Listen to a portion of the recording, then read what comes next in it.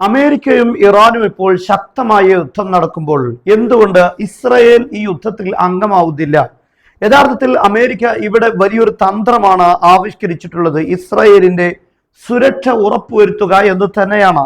ഇവിടെ ഇപ്പോൾ ഇറാൻ അമേരിക്കയ്ക്ക് എതിരായിട്ടുള്ള ആക്രമണങ്ങൾ നടത്തുന്നതെല്ലാം മിഡിൽ ഈസ്റ്റ് രാഷ്ട്രങ്ങളിലാണ്. ബഹ്റൈൻ, അതുപോലെ തന്നെ കുവൈത്ത്, ഖത്തർ, അതുപോലെ UAE തുടങ്ങിയ രാഷ്ട്രങ്ങളിലാണ് കൂടുതൽ ആക്രമണം നടത്തുന്നത്.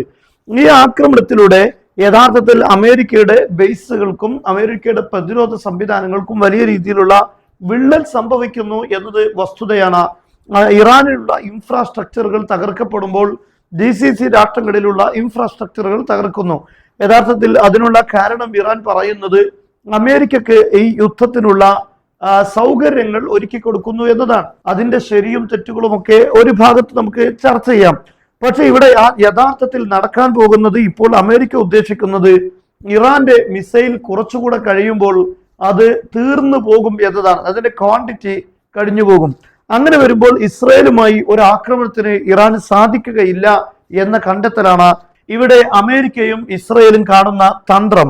ഇപ്പോൾ നടക്കുന്ന യുദ്ധത്തിലൂടെ മിഡിൽ ഈസ്റ്റിൽ ആക്രമണം നടത്തി ഇറാന്റെ മിസൈലുകൾ, പാട്രിയറ്റ് സിസ്റ്റങ്ങൾക്കെതിരെയും അമേരിക്കയുടെ പ്രതിരോധ സംവിധാനങ്ങൾക്കെതിരെയും മിലിറ്ററി ബേസുകൾക്കിടയിലെതിരെയും ഒക്കെ ആക്രമണം നടത്തിയാലും അവസാനം അമേരിക്കയും ഇസ്രയേലും ഭയപ്പെടുന്ന ഇറാന്റെ മിസൈൽ ശേഖരം അത് തീർക്കുക എന്നതാണ്. അങ്ങനെ തീരും എന്നതാണ് അമേരിക്ക കണക്ക് കൂട്ടുന്നത്. എന്നാൽ ഇതൊരു പരിധിവരെ ശരിയാണെങ്കിലും ഇറാൻ ഇവിടെ മറ്റൊരു തന്ത്രം ആവിഷ്കരിക്കുന്നുണ്ട്. അതായത് ഇസ്രയേലിന് നേരെ ആക്രമണം നടത്തിയില്ലെങ്കിൽ പോലും ഇസ്രയേലിന് മുന്നിൽ ഒരു ബ്ലാക്ക് ഹോൾ സൃഷ്ടിക്കുക എന്നത് ഇപ്പോൾ ഇറാൻ നടത്തിക്കൊണ്ടിരിക്കുന്നു. അതായത് ഇറാഖിലും അതുപോലെ സിറിയയിലും അതേപോലെ തന്നെ ജോർദാനിലുമുള്ള അമേരിക്കയുടെ പ്രതിരോധ സംവിധാനങ്ങൾ ആക്രമിക്കുന്നു. ഇന്നും ഇന്നലെയും ജോർദാനിൽ ആക്രമണം നടത്തിയിട്ടുണ്ട്. ജോർദാനിലെ പ്രധാനപ്പെട്ട അൽ അമീർ മലിക് ഫൈസൽ, അതുപോലെ തന്നെ അമീർ ഹസൻ, അതുപോലെ മുവഫഖ് സൊൽത്തി, ഇങ്ങനെ തുടങ്ങിയിട്ടുള്ള അമേരിക്കയുടെ പ്രതിരോധ സംവിധാനങ്ങളിലുള്ള ജോർദാനിലെ ബേസുകൾക്ക് നേരെ ഇറാൻ ആക്രമണം നടത്തിയിട്ടുണ്ട്. ആ ആക്രമണത്തിൽ ഇവിടെയുള്ള പ്രതിരോധ സംവിധാനങ്ങൾ തകർക്കപ്പെട്ടിട്ടുണ്ട്. നമുക്കറിയാം, സിറിയയിൽ കഴിഞ്ഞ ദിവസം അവിടെയുള്ള പാട്രിയറ്റ് സിസ്റ്റം ഇറാൻ തകർത്തിട്ടുണ്ട്. അതേപോലെ തന്നെ ഇറാഖിലുള്ള എർബിലിൽ തകർത്തിട്ടുണ്ട്. ഈ ഭാഗങ്ങളിലുള്ള പ്രതിരോധ സംവിധാനങ്ങൾ തകർക്കപ്പെടുമ്പോൾ ഇത് ഇസ്രയേലിന് നേരെയുള്ള ആക്രമണം വലിയ രൂപത്തിൽ അതിന് എളുപ്പമുണ്ടാക്കുന്ന ഒരു കാര്യമാണ്. യഥാർത്ഥത്തിൽ ഒരു വലിയൊരു ഷീൽഡാണ്, ഇസ്രയേലിന് മുന്നിലുള്ള വലിയൊരു കവചമാണ് യഥാർത്ഥത്തിൽ ജോർദാനിലും സിറിയയിലുമുള്ള അമേരിക്കയുടെ സംവിധാനങ്ങൾ. അവിടെയുള്ള പ്രതിരോധ സംവിധാനങ്ങൾ വെച്ച് ഇസ്രയേലിലേക്ക് വരുന്ന ഏത് ആക്രമണങ്ങളെയും തകർക്കുവാനും കണ്ടെത്തുവാനും ഒക്കെ ഈ പ്രതിരോധ സംവിധാനങ്ങൾ മുഖേന സാധിക്കും. എന്നാൽ ഇപ്പോൾ ഇറാൻ ചെയ്തുകൊണ്ടിരിക്കുന്നത് ഈ ഭാഗത്തുള്ള പ്രതിരോധ സംവിധാനങ്ങൾ തകർക്കുക എന്നതാണ്. അത് തന്നെയാണ് ഇറാഖിൽ നിന്നും സിറിയയിലുള്ള അമേരിക്കയുടെ ബേസുകൾക്ക് നേരെ ആക്രമണങ്ങൾ, അവിടെയുള്ള ഇറാന്റെ ബാക്ക് ടീമുകൾ ഇതുപോലെ സിറിയയിൽ അമേരിക്കൻ സംവിധാനങ്ങൾക്ക് നേരെ ആക്രമണം നടത്താനുള്ള കാരണം.